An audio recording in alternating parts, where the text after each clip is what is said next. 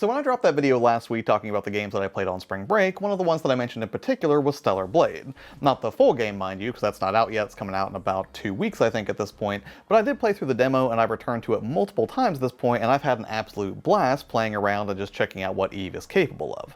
So that's what today's video is all about, is I want to talk about some of the specific reasons that the game has resonated with me so much, and just sort of talk about one of the reasons I'm so excited for it, and then I went ahead and pre-ordered it the other day to make sure that I can pick it up on launch day and just have a good old time in this, futuristic sci-fi sort of Souls-like. And with all that being said, the first reason that I'm really excited to play is because it's a whole lot more than just a pretty face. And here's the thing, it's real hard in this internet age to take cutscenes like this and not make some tongue-in-cheek comment about the real reason people are getting this game. But I think that's weirdly dismissive, and I can't for the life of me figure out why people are making a big deal out of Eve when everything on offer here is so remarkably tame compared to what we got from characters in games like Bayonetta or Blood Rain, or probably a dozen more action games that just happen to feature sultry female leads. But putting aside my confusion about what is and isn't acceptable when it comes to scantily clad protagonists, this is hardly the sort of shovelware that you'd find in the adults-only section of the Steam marketplace. Rather, it's mechanically dense and polished, and while it's too early to tell if the narrative will be super compelling or anything, so far I have to say that the effort put into fleshing out this world's lore between memory sticks you can find in the environment, the in-game bestiary, and some truly gorgeous in-game cutscenes show a lot of promise.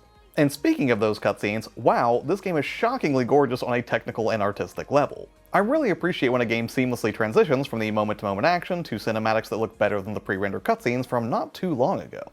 And while I'd say that Final Fantasy VII Rebirth is probably my current reigning champion on the quality front, Stellar Blade is no slouch by any stretch of the imagination. Putting aside all of the material surfaces, character models, and particle effects, the frame rate looks to be hovering at or near 60 in balanced and performance modes, meaning all this environmental eye candy is butter smooth to boot. Granted, I'm not one of those players who demands a minimum 60 FPS threshold or anything, but I always appreciate when it's there, and I can't deny that Sony's first-party offerings have been pretty reliably maintaining a high frame rate in most of their offerings, and Stellar Blade is no exception. Also, this might be a minor pro for some people, but for me I really love to pore over the details in a game's UI design, and Stellar Blade is just top tier in that department. I love the straightforwardness of the menu, and I don't know what dingy font or typeface that they're using here as you enter a new area, but it is just tremendous. Although naturally, none of these would matter that much if it weren't fun to play, but thankfully Stellar Blade is very fun to play, and I mean that on multiple fronts beyond just the combat. But let's at least talk about some of that combat for a second, because, like I said earlier, I've been having a blast jumping back into the demo over and over in preparation for the game's proper release, and the bulk of that enjoyment has come from the combat. I'm not quite enough of an action game aficionado to say it stands shoulder to shoulder with some of the greats like Devil May Cry or Bayonetta, but if it doesn't, it's certainly not far off. The speed feels slightly less chaotic than some of the other adrenaline-fueled fare that I've played, but I count that as a positive really, because while I love blistering speed in my first-person shooters, the relative complexity of an action game with dozens of combos and special attacks can get pretty grueling if it's cranked up too severely. All of this is to say that the action in Stellar Blade feels well balanced so far. Executing combos feels natural, and I didn't really encounter any major difficulties outside of honing in on the precision of its block and parry system. The latter of which is incredibly satisfying considering the retribution attacks at your disposal. It just feels real good to nail the timing of an enemy's attack patterns, bat their aggression away like they're swinging a pool noodle, and then punish them mercilessly with hyper-stylized, over-the-top action candy. And while it's a little bit daunting getting a grasp on all of Eve's abilities, they smartly made training up any individual skill that you unlock only a single button press away in the skill tree, which is a brilliant quality of life feature for these types of games. Beyond the combat, I also really appreciate the world structure. It's pseudo-linear, but with lots of little secrets and paths off the main course, such that you can beeline each new objective, but doing so you'll rob yourself of some helpful upgrades and world-building secrets along the way. And a lot of this is thanks to them lifting more than a few Souls-like mechanics from other games in the genre. This would include Stellar Blade's version of bonfires to enjoy a brief respite and upgrade Eve's abilities, nonchalant hidden paths that usually will reward you for taking the road less traveled, and periodically stumbling onto aha moments where you realize you've just opened up a shortcut that loops back into a previous area. No, it's not as complex as my first time getting my bearings in Old Yarnum, but boy howdy did I have fun checking out every nook and cranny in that post-tutorial opening area. Oh, and one other thing that I absolutely love that they did here was pepper in ambush spots for enemies periodically, which feels just like a number of moments in games like Sekiro or Demon's Souls, where you want to rush ahead, but after you do, an enemy will absolutely punish you for being so arrogant as to enter an open door. Although Stellar Blade improves on this a little bit thanks to a drone that follows you around, which you can have scan the environment and reveal most enemy locations in advance,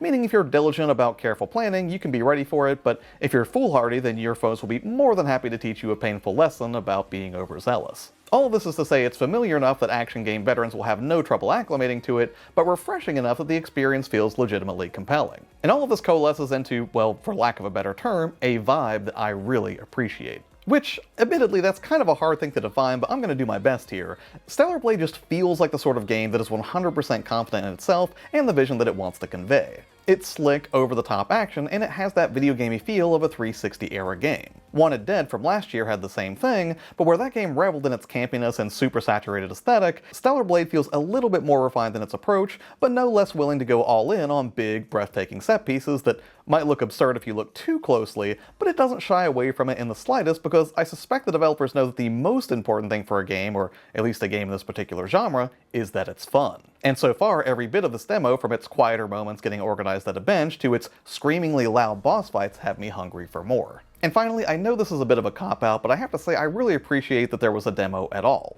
In fact, I would say that the demo is a major reason that I want to support the game not just with a purchase, but in fact with a pre-order.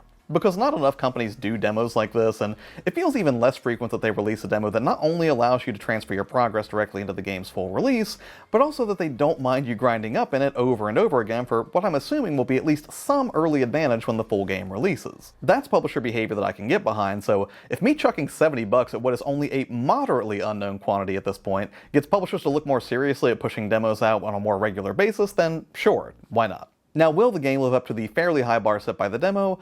It's hard to say. But if this is an accurate vertical slice of what we can expect when the full game releases, and if it can even muster 15 hours of similar thrills, then I'm sure we'll be in for a pretty great time. Alright, so that's the end of my rant on the Stellar Blade demo, but what about you? Did you play the Stellar Blade demo? Or if you haven't played the demo, does this video make you kind of want to check out the Stellar Blade demo? Or are you like me, where you already enjoyed it thoroughly, or even without playing the demo, you just went ahead and pre-ordered it and can't wait to jump in on, I believe, April 26th? I would love to hear your thoughts below. Please do let me know in the comments. As always, thanks so much for your time and hanging out here with me on the channel.